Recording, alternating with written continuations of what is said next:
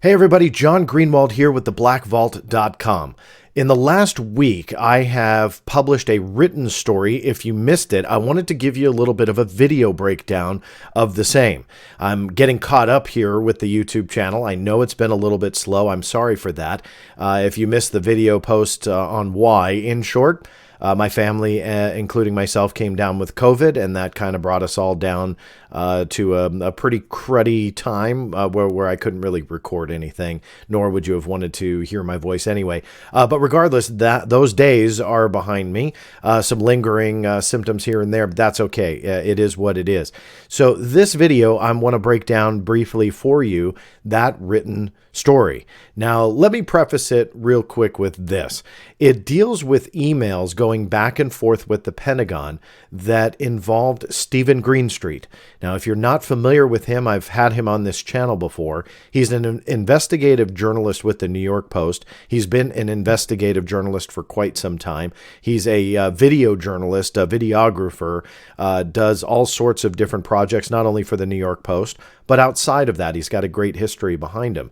I wanted to preface all of this with that, just in case you guys didn't know who he was, and why I was going after some of the records and the, we'll call it behind-the-scenes banter with the Pentagon to kind of get an inside look on what Stephen Greenstreet had uncovered. Now, this is to his credit, and I have a lot of praise for him on this. Stephen Greenstreet has produced results that no one had produced prior. I call those, original contributions. He wasn't a copy and paste journalist on this one.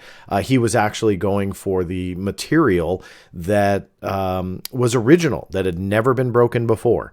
And one of those things was he got the Pentagon to do an about face, so to speak, on the stance they had that AATIP did not investigate UFOs or UAPs. Now, he published that in the New York Post.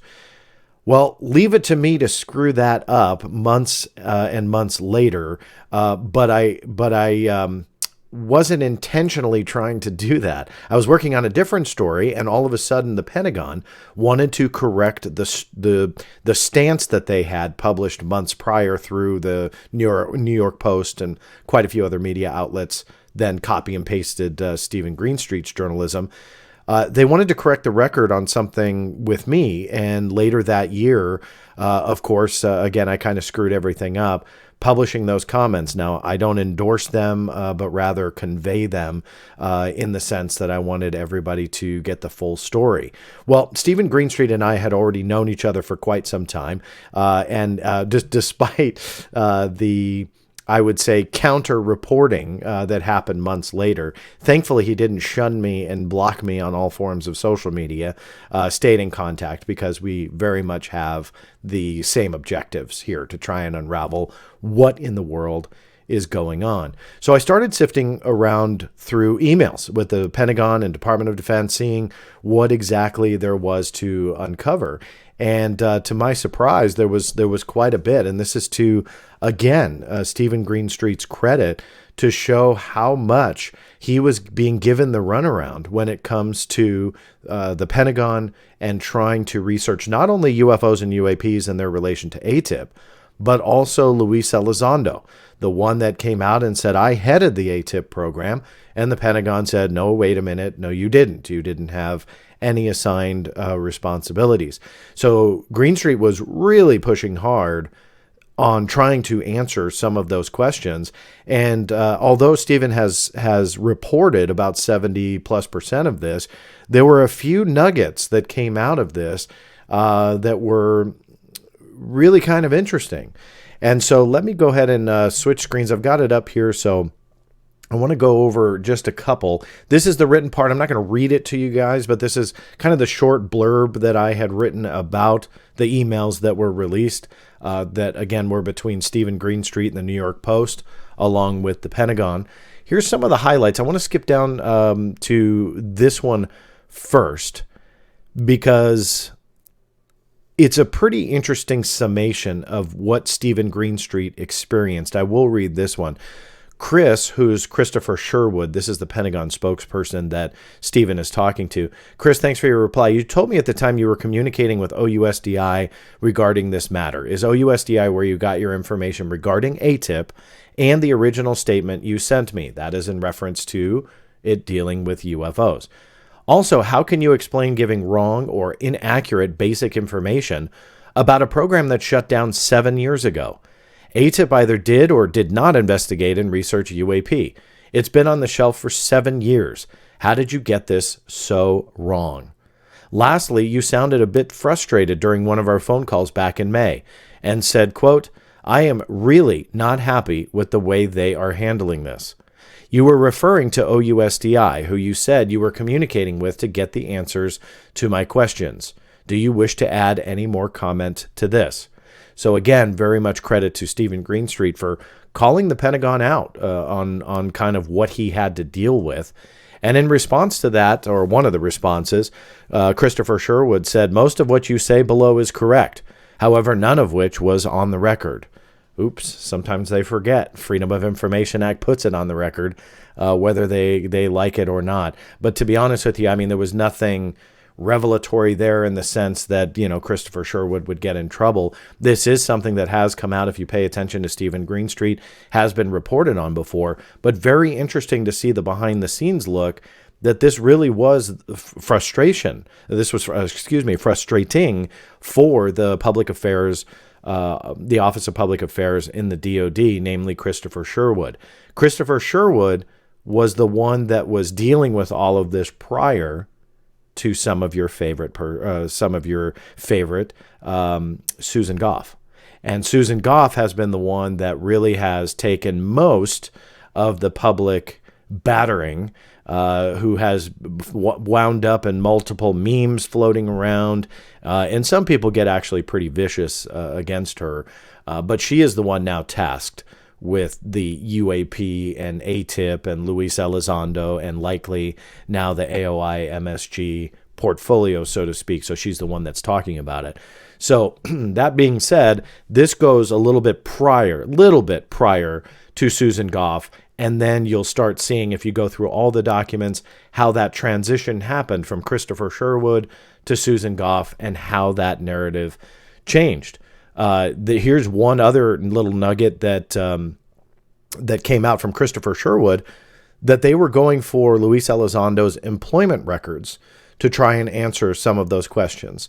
However, those employment records were never cited in the future. They were never said to have been obtained. They were never referenced again. And Stephen Greenstreet, through these emails, had definitely pressed that issue. Here's kind of a fun contradiction. We'll look at here from Susan Goff, Friday, December 6, 2019. Elizondo was neither assigned nor detailed to DIA, or the Defense Intelligence Agency. That's where AATIP was headquartered and essentially operated out of through Bigelow Aerospace as the subcontractor. Elizondo was neither assigned nor detailed to DIA. Essentially, Susan Goff is saying, hey, look, he didn't work over there, so he clearly had no involvement in that aspect of AATIP and AATIP. Essentially, the Pentagon has this stance that although they were two different programs, AATIP was essentially that overarching program name and portfolio, if you want to call it, but the funding mechanism. And AATIP branched out of that, which was the contracted portion of AATIP. And what it sounded like through not only my research, but I don't want to speak for Stephen Greenstreet, but I think we all kind of came to the same conclusion that at least in the eyes of the Pentagon, that portioned out AATIP was essentially it, at least according to the Pentagon. So that was kind of their stance. But check this one out.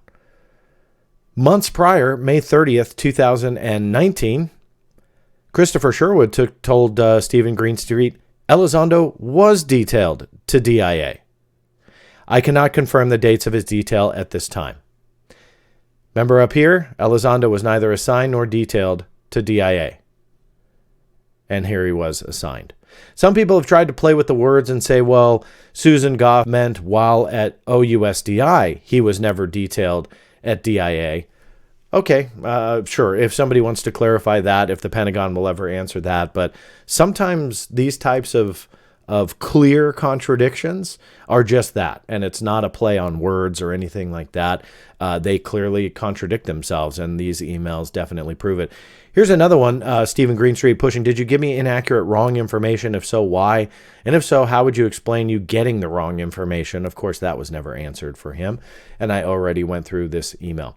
So you can see here is the full PDF, and it just goes quite a few pages of emails so you can read to your heart's content, but it's very interesting to see not only that behind the scenes bantering, the behind the scenes contradictions, the struggle that a New York Post journalist was undergoing while trying to answer some of these very important questions.